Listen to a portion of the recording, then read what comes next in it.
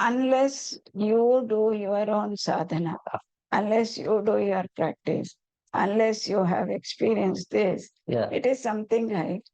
So unless you have the deeper confidence in this healing process, non-medical yoga therapists would get shaken up. Where and deep within there is that fear. There is a fear. That fear should go. Yes. And what is the last fear that should go? Fear of extinction, fear of death, or that survival instinct that is there in each and every cell is the fear that should go. Abhayam Vaisaha. That abhayatva is what is very, very important. I am not the doer. I am only an instrument in his hand. Cultivating the attitude of surrendering to the divine. Because even yoga, we say it's all about Jivatma with Paramatma. And that comes with the attitude that we develop itself.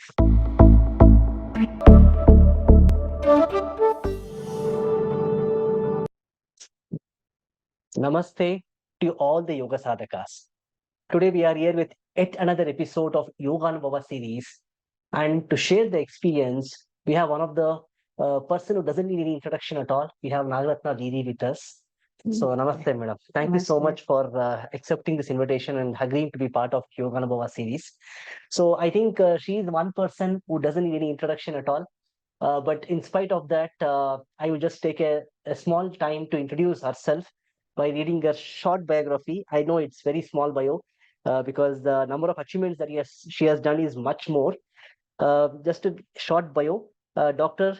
Nagaratna Raghuram, she's an MBBS, MD.FRCP DSc is a Medical Director of Arogyadhama, a 250-bedded teaching hospital of integrated medicine that combines evidence-based integrated approach to yoga therapy, including disease-specific asanas, breathing techniques, meditation, yogic diet, and yogic counseling with modern medicine, Ayurveda, naturopathy, acupuncture, physiotherapy, offered to patients with different NCDs under the supervision of a team of experts in each of these specialities. Dr. R. Nagarathna also serves as a distinguished professor in a medical college of SVYASA University, guides PhD students, and works as a principal investigator for many funded yoga-related clinical projects of Vivekananda University, situated in the serene place of 100 acres space in South Bangalore. And I'm also one of the most privileged student of Nagarathna Didi and the entire SVYASA campus, where I've done my MSc here. And she's the recipient of DSc Honors Award from 2 universities, and Vivian Fonesca and Nagendran Family Disease Diabetes Research, an award from the American Diabetes Association of California, and Kannada Rajyotsava Award 2019 from Karnataka government for her contribution to yoga research and free service to humanity at Arogyadhama since 1985, apart from many awards from the government and non-government organizations. She's a member of yoga-related policy-making national committees of WHO, Niti Aayog, University Grants Commission, NAC, and Indian Yoga Association.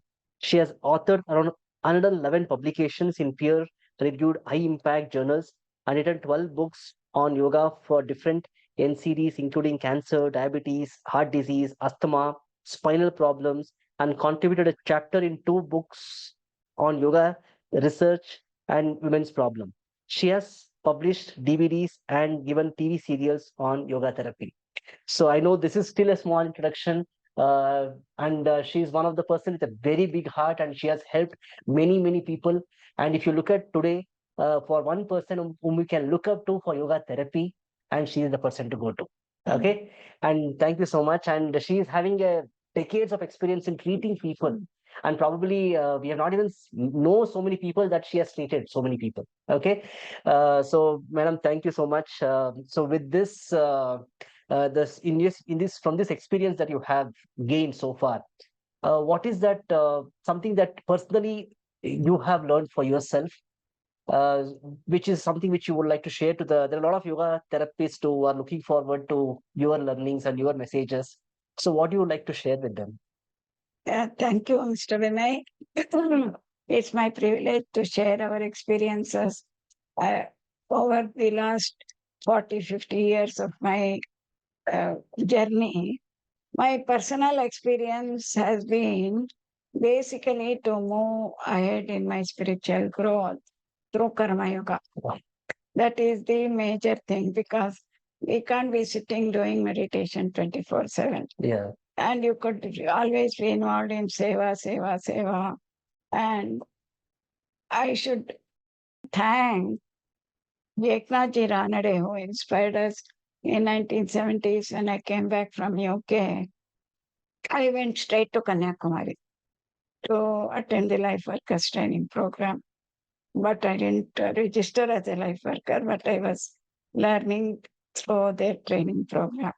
And I used to work in the villages, etc.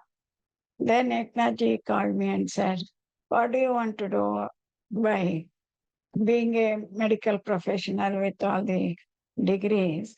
What are your plans? I said, I have no specific plan. Please guide me. Then he said, you should develop Indian knowledge base by integrating into modern medicine.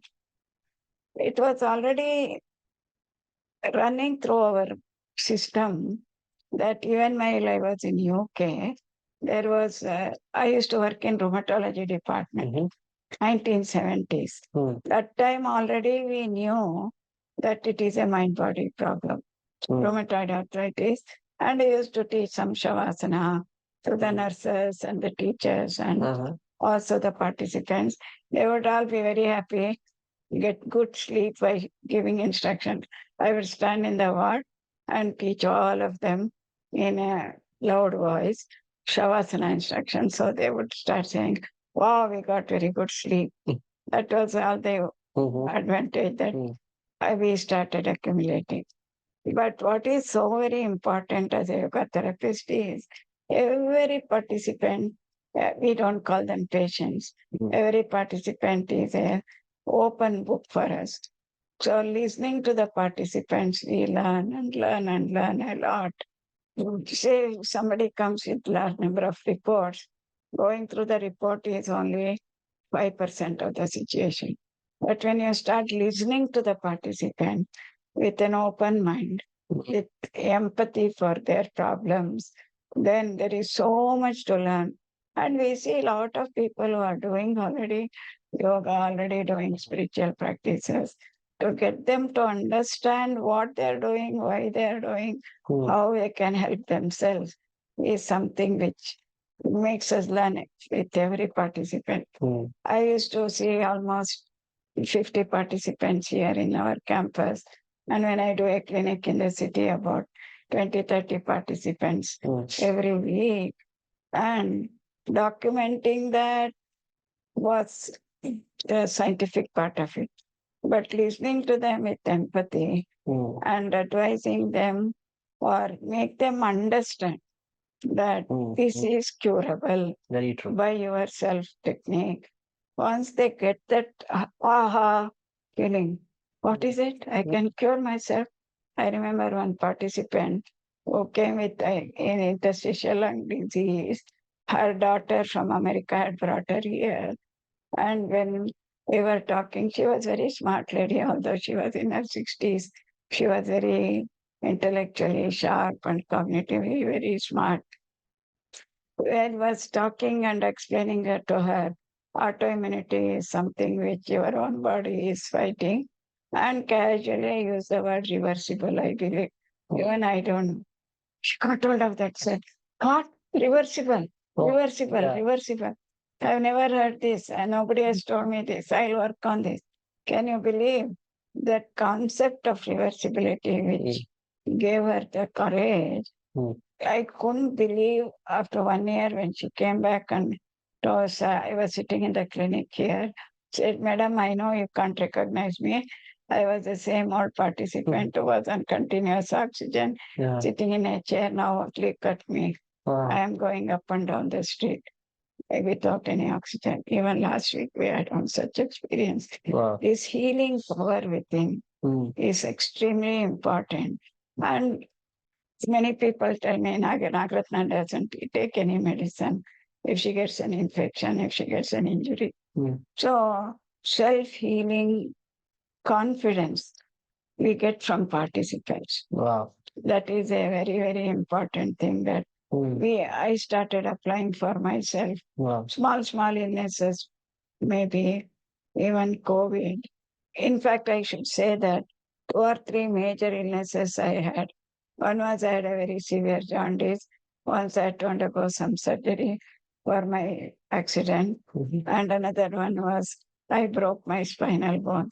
Wow. All three in the last 30 years have been my most spiritually elevating experiences. Wow.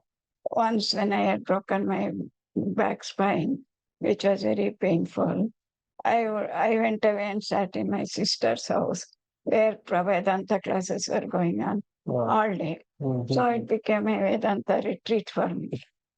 So like They positively look at it, right? Yeah, very nice. no, that will elevate our healing power. Very true, very true, very true. Yeah. And there is no limit to this healing. And you didn't take any medications for all of these things. Yeah. Not a For medicine. jaundice, maybe I needed some small dose of antibiotic or something. Otherwise, no. Fracture surgery was there. And surgery went on. And fortunately or unfortunately, our divine plan, we had arranged our first asthma camp ever in our starting days, where my nursing home where the surgery was done was just next to the place where conducting the camp. Surgery had happened and they would wheelchair me in the camp. I would go and give lecture in the asthma camp. And it is so fast. That was our first experience. And one pathologist came running when the lecture was going on.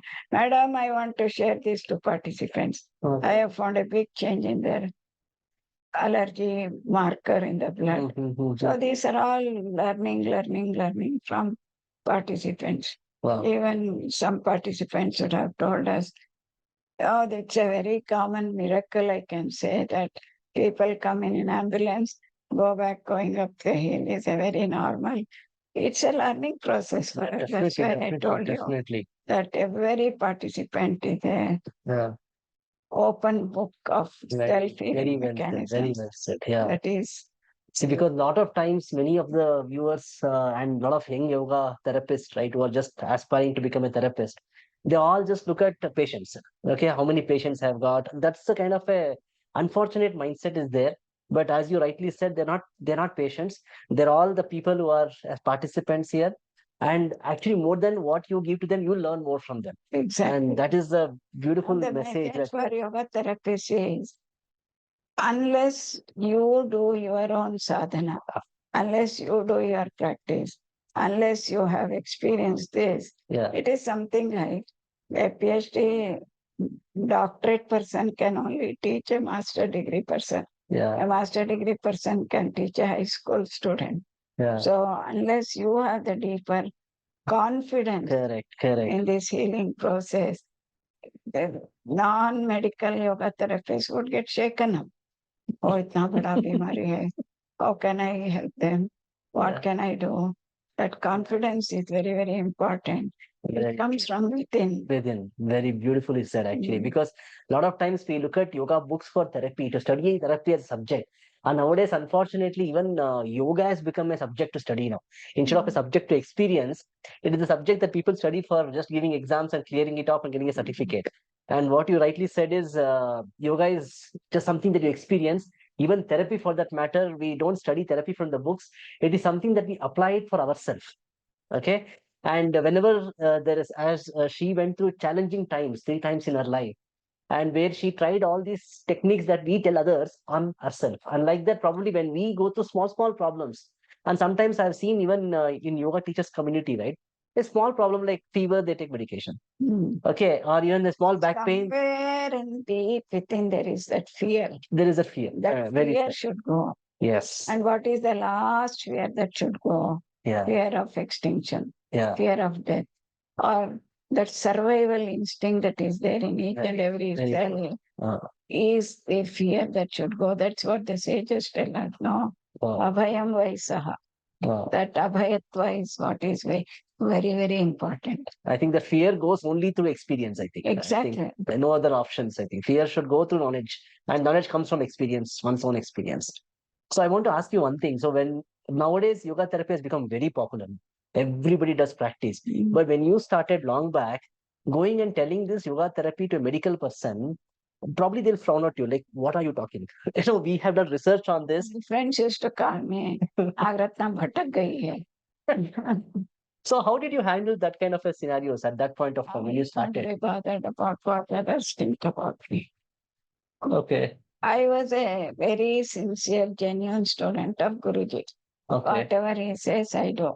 Okay. No question. What other things, what does it matter to us? Oh.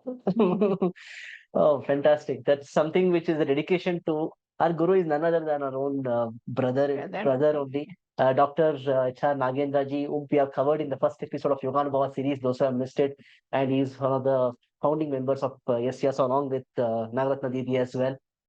Yeah, it's a wonderful to learn from their experience. And definitely, this small time is not enough for us to learn everything. But some of the key things that she said, right? Experience and apply it on ourselves. And don't look at people who come to you for a therapy as a patients. Look at them as participants, and you will learn more from them than what you give it to them.